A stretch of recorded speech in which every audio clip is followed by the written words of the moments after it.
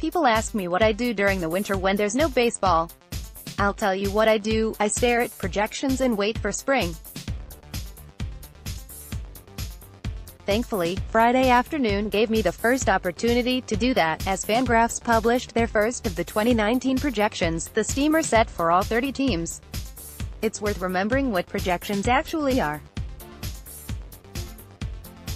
They're not a bet or a prediction of what's going to happen, but rather the midpoint of all possible outcomes given a player's historical performance and age curve. There are error bars in every projection, but generally they're actually fairly accurate.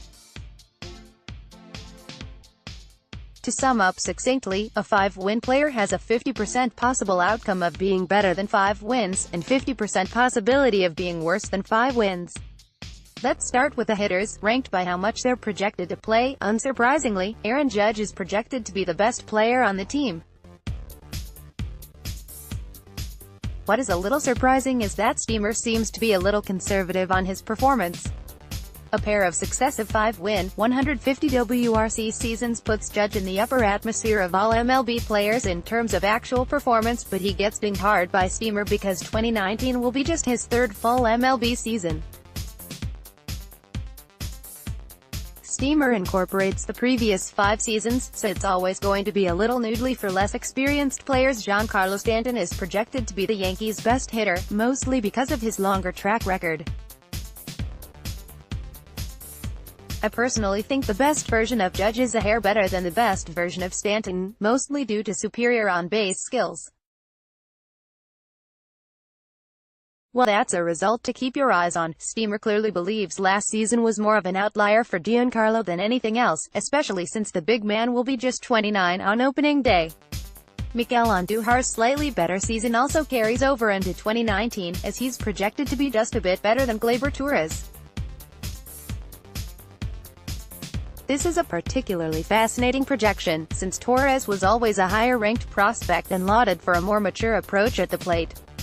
In 2019, both youngsters will be facing pitchers who are much more informed of their abilities, so while it's reasonable to see them both take a step back, an internal competition between the two would be an awful lot of fun. On the pitching side, Steamer gives us this: pitching is kind of funky for the Yankees in 2019 because there are so many question marks on the team. Steamer only incorporates players that have contracts or are under team control for the 2019 season. Free agents and trades will be added in as they're acquired. For the Yankees in particular, that means their pitching projections will be a little more volatile, as right now Domingo German is projected to receive 23 starts and Luis Cessa 16. If those two combine for nearly a quarter of the 2019 season, something has gone horribly wrong for the Yankees. The other factor to keep in mind that hits the Yankees harder than most teams is the age of the bullpen.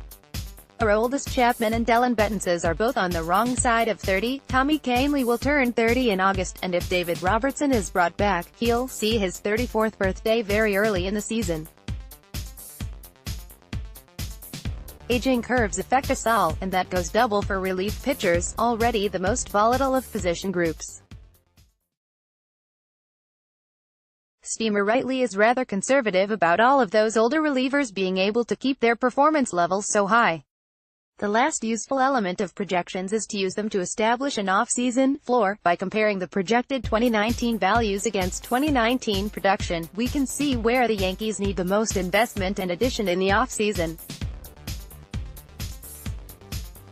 For this, I split the projected WAR values by position group. For players that are projected to split time between the bullpen and rotation, I weighted their projection based on the allocated time. You can then compare each position group against what that same group accomplished last year. The Yankees have a lot of work to do this offseason. The delta between last season's performance and 2019's projections for each group is right around 4 wins. Some of this will be covered by overly conservative projections, like Judge discussed above, but it does drive home the point that, for Brian Cashman, there is no single mantra like pitching. If the Yankees want to be as good or better than they were in 2018, they need to plug holes just about everywhere.